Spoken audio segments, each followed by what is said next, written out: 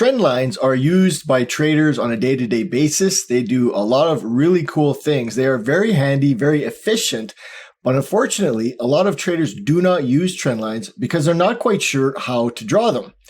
Hi there, my name is Russ Horn, and I am going to show you how to draw a proper trend line. I want to show you kind of what's required from the market and from the trend line in order to get what would be considered the ideal trend line. Now, I've got a couple of images here. We've got a trend line in a downward market and a trend line in an upward market. If the market is sloping downwards, we want to be drawing a trend line across the top. And I'll explain this in a little more detail. When the market is trending upwards, we want to be drawing the trend line across the bottom. Now, we draw a trend line by connecting two swing points in the market. And a swing point is essentially an area in the market where the price comes down and then moves away from that area. That's a swing low. Or when price comes up and then comes down from that area. And that gives us a swing high. These are swing points. Now, it's really important that we're connecting swing points and not along the edge of the market itself. We don't want a trend line to hug the edge of a market. We want these swing points to be connected because that is where the market movement is. And if a trend line is going to be broken, if the market is going to bounce off a trend line, it is going to be at these swing points, and they carry a lot more weight than if a trend line were to be broken as it was drawn right along the edge of a market. And I'll demonstrate this. So first of all, I'm going to pick a couple of swing points. Now we've got one here across the top and another one here across the top and another one here at the top. So these points are getting progressively lower. So with that being the case, I'm going to draw my trend line across the top. Now, this is the trend line that you're most likely going to get if you don't use this trend line tool. It shoots out and goes forever and ever and ever. It's a thin red line that just shoots out to the right, and there's no end to it. Now, how do we make them look like the ones that I've got? First of all, you draw your trend line. So we'll start from the beginning here. Take my trend line tool. It's the angled trend line in the box here, the angled line. Click, and then you click on your chart and drag off to the side. Then you click on your chart and you drag off to the side, and then you let go of the mouse, and that will give you your trend line. Double click on the trend line and that will select it. And what we have are nodes or handles, these little square boxes. Once these show up, I'm going to right click on the trend line and then choose trend line properties. And under the parameters tab, I'm going to uncheck the ray box. The ray is what it is happening. The ray is what's happening when it shoots off to the side. I'm going to uncheck that. I'm going to go back to common. And for the sake of the video, I'm going to thicken it up a little bit. And click OK. So now I've got a trend line. From here, I can manipulate it a little bit. I can grab the center node and I can move the trend line as a whole wherever I want to. Or I could grab one of the end nodes and it will pivot on the other end node, and I can reposition it as I see fit. And I can do that with both sides. So if I want to move it, I'll grab the center node and it moves the whole line, and grabbing the end nodes will move it on a pivot on the other side. So once I've got it positioned, I'll double click and it will deselect, and from here I can't manipulate it. Double click to select, right click, trendline properties. I could change the color. I could change the thickness. If I go on the thinnest line, I can also change whether it's a solid line, dashed line, dot line, and so on. So I want the solid line and I want it 2 points thick, and off we go. So I am going to connect this swing point with this swing point. So how I do that is I will put the first point of the trend line at the highest peak. And then I'll move the trend line out to the side. And then I will bring it down until it makes contact with the other point. And from here, I have a trend line. Now, the way a trend line should function is it's connecting swing highs and swing lows. And in a down market, it's connecting swing highs. So what I want to see, what to me makes it a swing high, is I've got this high point, and then the market comes away from the trend line and it leaves a gap. It comes back up to the trend line, comes down away from the trend line, and leaves a gap. I want to see these gaps when I'm drawing a trend line. Otherwise, the trend line is too close to the market.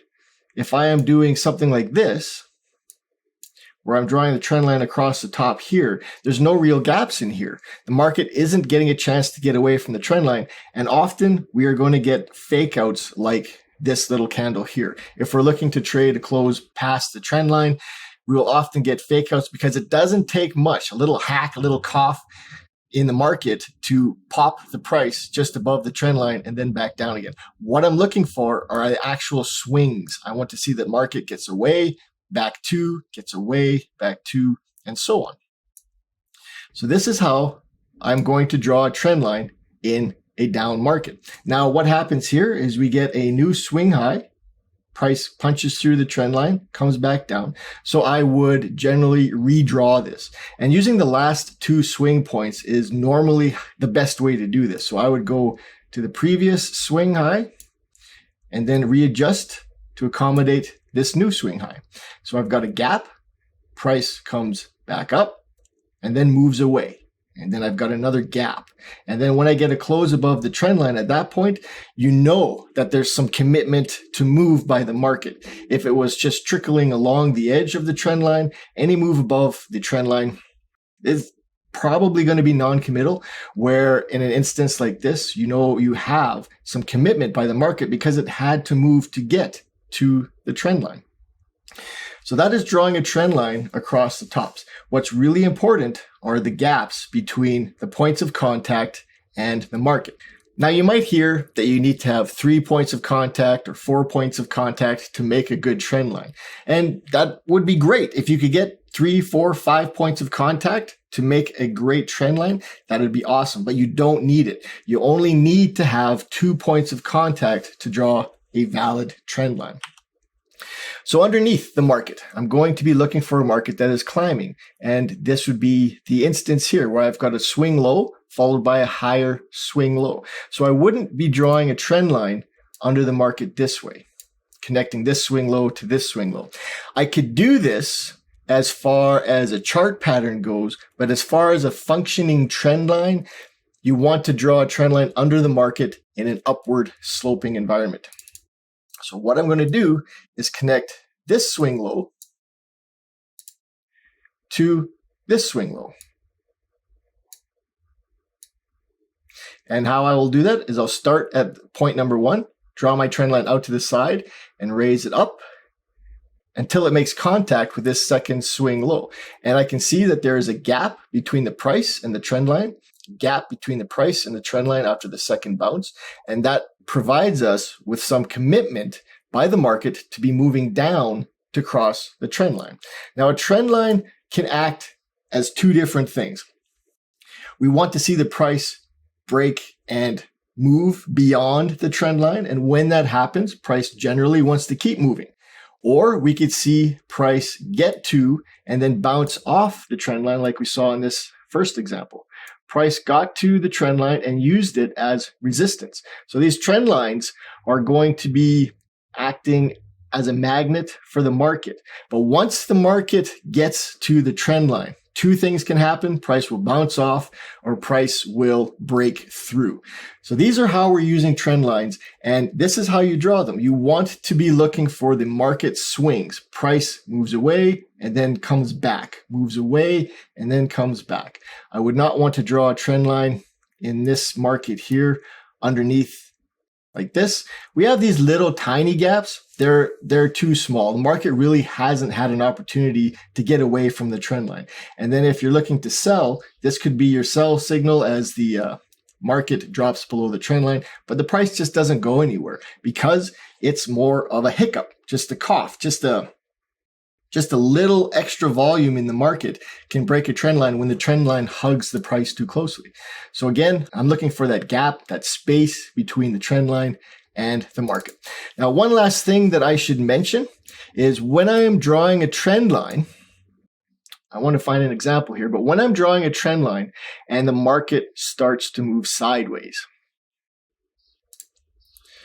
if I use this swing and this swing here, and I connect them to draw a trend line downwards, what I'm seeing before the price breaks through the trend line is a market that's starting to move sideways.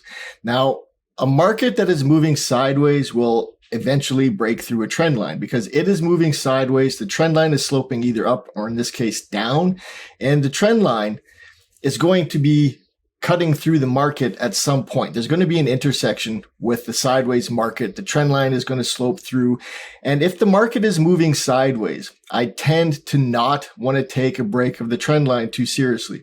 I want to see that the market has some movement, which is why we're looking for swings. We want a swing high and a swing low because the break of the trend line by the market means that the market has had to move. So it has some momentum when it gets through the trend line.